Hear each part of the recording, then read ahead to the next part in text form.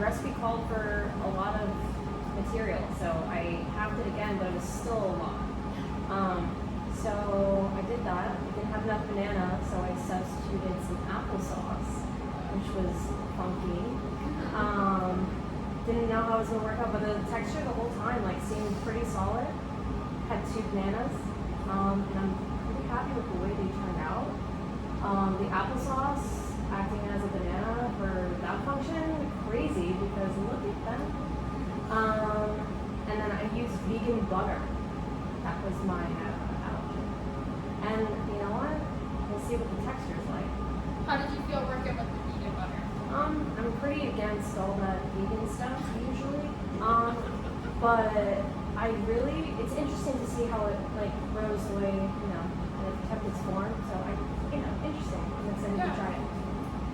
For people with a dairy allergy, those vegan substitutes can really make all the difference. Yeah. Especially when you look at those sticks, they look just like. Yeah, they feel like it's Excited to try them.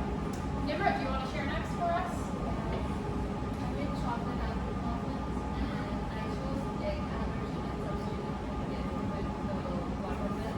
Okay. And that's an egg and stewed rice and some like marination, but I already have baking soda and baking powder in my recipe, so it doesn't make any hard changes. So I'm happy with what I'm making. And I tried adding apple to it, make it more delicious. Yeah. You have the apple and then you have the chocolate. I'm excited to see how the flavor is in those. They look good. Tony, Yes. what do we got over here? Biscottis with no eggs. No eggs in them. Okay. So what did you use in place of your eggs I here? used flaxseed and water. Okay. And do you know what the function of the eggs were within that recipe? To bind. Divine? Okay. That's the only liquid that was in this. Yeah, so you noticed during production that your dough looked a little dry. That's it. And then you were able to problem solve a bit and consider your ratio of flaxseed meal to water. Now, they look pretty good. I'm excited to try them. They don't taste that great. They don't taste good? Okay, well, we'll see. Okay. So let's. Riley, you're up next.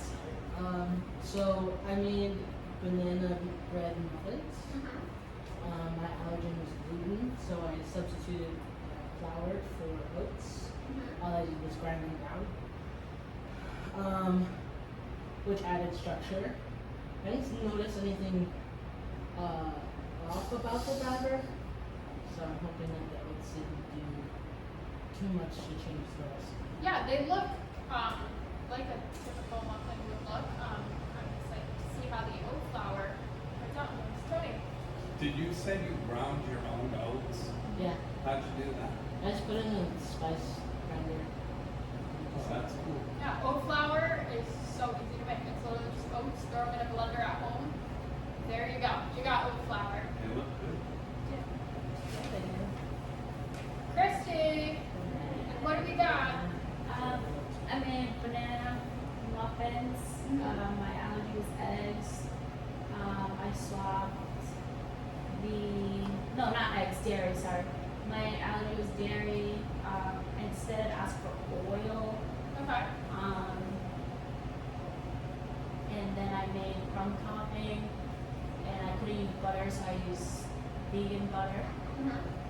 And So what was the function of the dairy in your muffin batter and then in your crumb topping? moisture, Moisture? yeah, binding.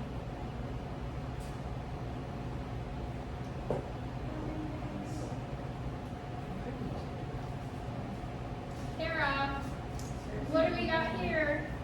Dairy free snickerdoodles. I found a recipe that used oil instead of butter, and that was the only source of dairy that put that in it. And then what was the function of that butter originally in your recipe? Probably more than moisture, flavor, contact as a flavor. Okay, Amara, what we have here? We have pumpkin cinnamon rolls, Okay. and they're gluten free. So I just used a gluten free flour in a replacement, and then there was no other gluten in the recipe. And then what was the function of the flour more? Structure. Structure. Okay. Structure. Yes. Yeah. The So- structure is so different. It is though. different. It's very different. I think it looks more like almost like a cake or a bread, like a bread. It does, yeah. And then it just kind of has swirls of pumpkin in it Pumpkin instead. swirl bread is good. It's delicious. So one thing that we noticed from the moment we stepped in the lab was that the flour that we got said AP flour. And we had ordered gluten-free flour originally. So we weren't entirely sure if this flour was actually gluten-free. So in place of that, we decided to make our own gluten-free flour blend using some ingredients that we found in the kitchen. Because once again, if you're not completely sure that this product is allergy-free, it is not worth the risk of serving it to your guest. So that's all I have for now for you guys. So what we're going to do is we're going to take some time, finish up any other cleaning and wrapping up of things that needs to be done. I do have some plates here so you guys can try everyone's stuff. Let's share some things that we find. And then finally, I will call you guys up individually for some one-on-ones with me. Does anyone have any questions? No? Okay, so let's go through and try some stuff then.